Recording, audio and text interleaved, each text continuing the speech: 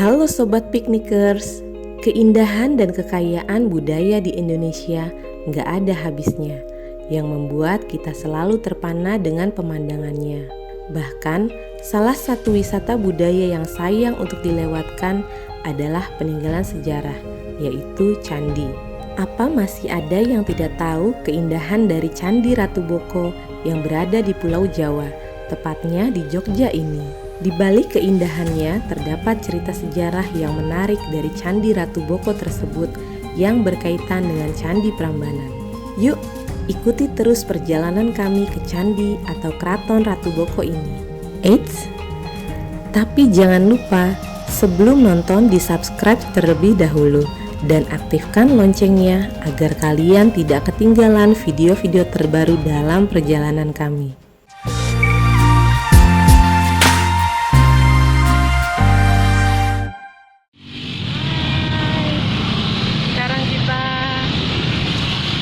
Berada di Yogyakarta. Pembecaan pagi ini lumayan cukup panas cuacanya.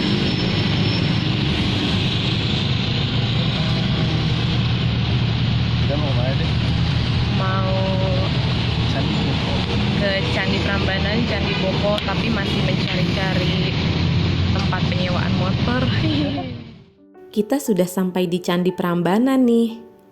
Tapi tujuan utama kita adalah Candi atau Keraton Ratu Boko. Dari Candi Prambanan, kalian bisa membeli tiket terusan dengan harga Rp85.000 dan akan melanjutkan perjalanan dengan menggunakan shuttle bus dari Candi Prambanan. Candi atau Keraton Ratu Boko letaknya berada di 19 km sebelah timur dari kota Yogyakarta dan 3 km sebelah selatan dari Candi Prambanan. Candi Ratu Boko secara administratif berada di dua padukuhan, yakni Dusun Dawung di Desa Bokoharjo dan Dusun Sumberwatu di Desa Sambirejo. Jika membicarakan tentang Yogyakarta, seolah memang tidak ada habisnya.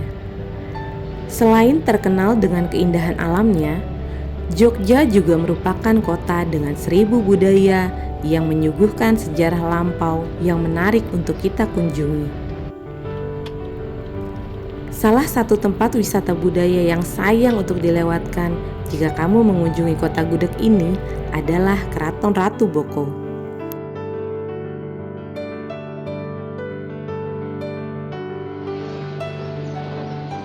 Yeay! Akhirnya kita sampai di Keraton Ratu Boko. Kedatangan kami disambut oleh burung-burung merpati yang bisa kalian berikan makanan.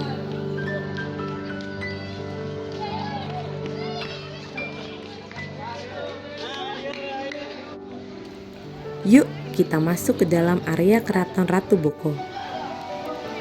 Tiket terusan Candi Prambanan tadi kita tunjukkan saja ke penjaga tiketnya.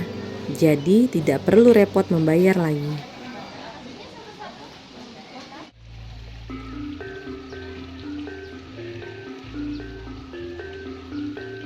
Saat mengelilingi daerah wisata Jogja, nggak lengkap rasanya jika kamu nggak menikmati wisata budayanya.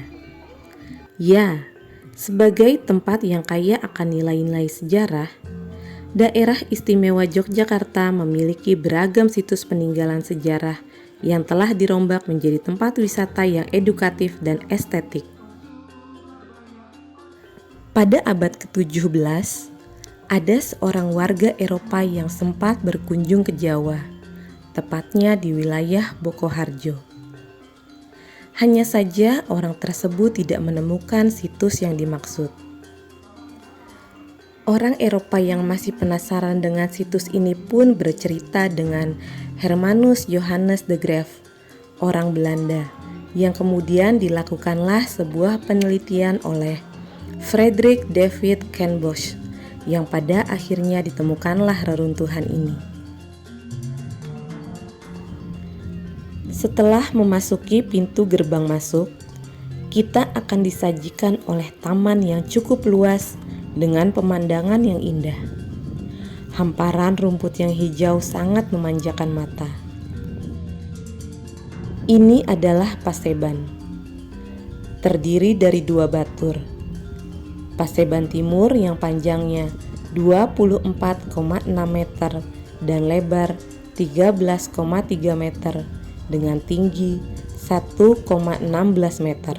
Sedangkan Paseban Barat panjangnya 24,43 meter, lebar 13,34 meter dan tinggi 0,83 meter.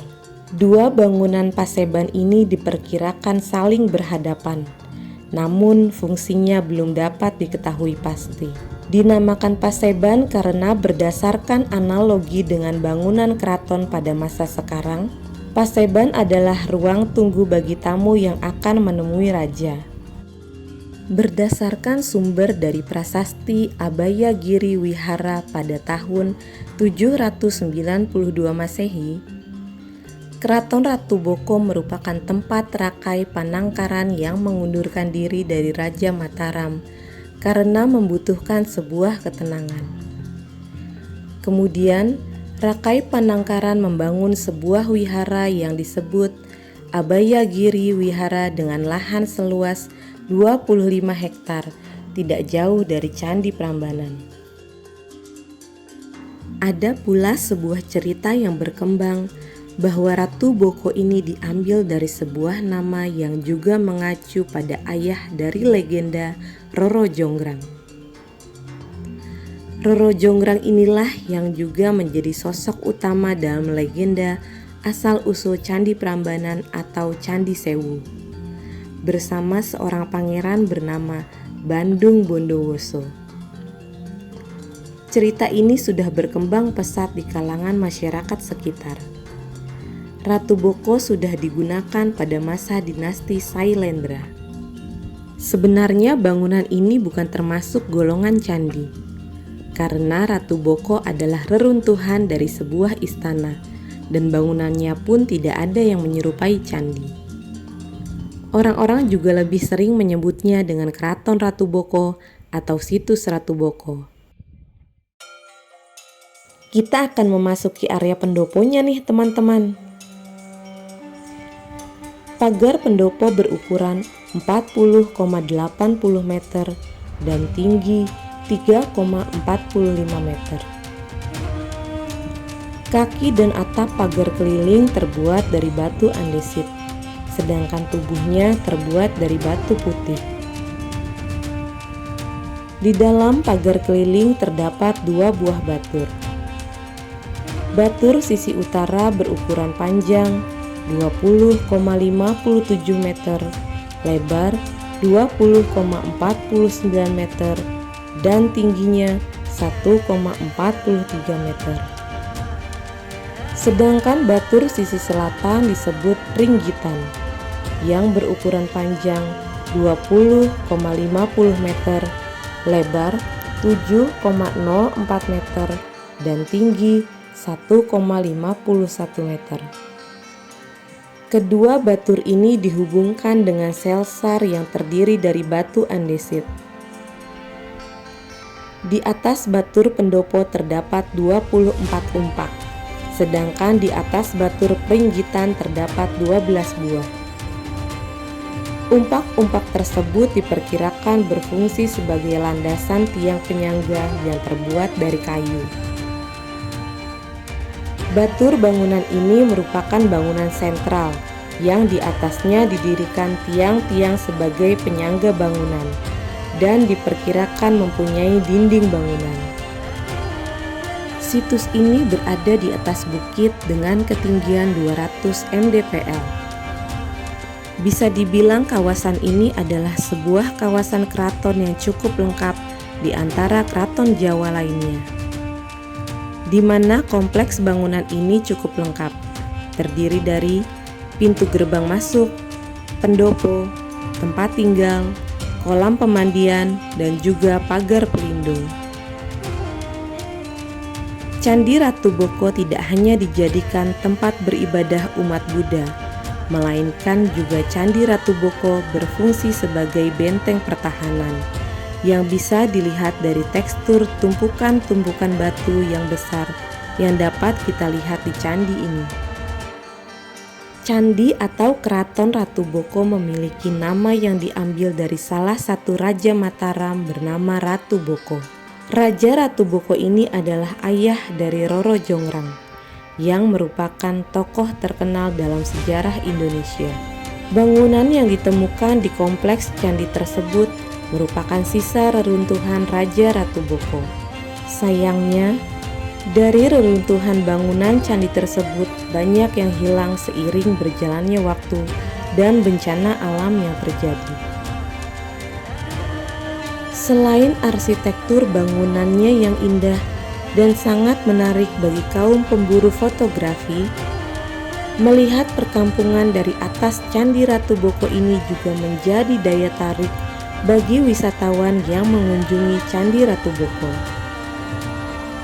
Di sekitar candi terdapat kursi-kursi duduk yang dapat digunakan wisatawan untuk beristirahat sambil menikmati alam sekitar.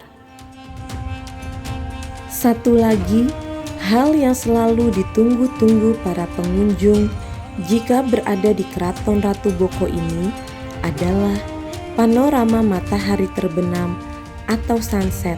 Selalu menjadi momen yang ditunggu-tunggu oleh para foto hunter untuk mendapatkan gambar yang sangat cantik. Tak heran jika pada waktu sore hari banyak wisatawan domestik maupun mancanegara yang bersambang di Ratu Boko.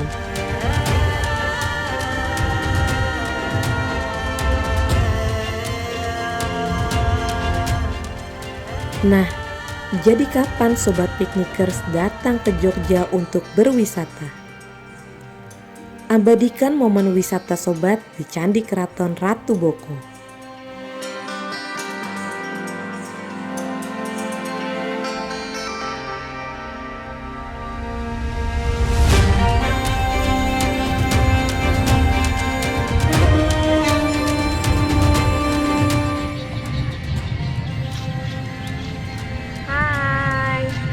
Semuanya, sekarang kita berada di Candi Prambanan.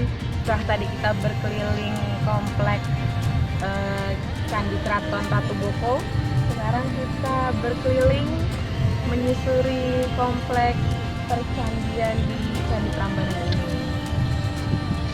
Nah, sampai ketemu lagi. Dadah.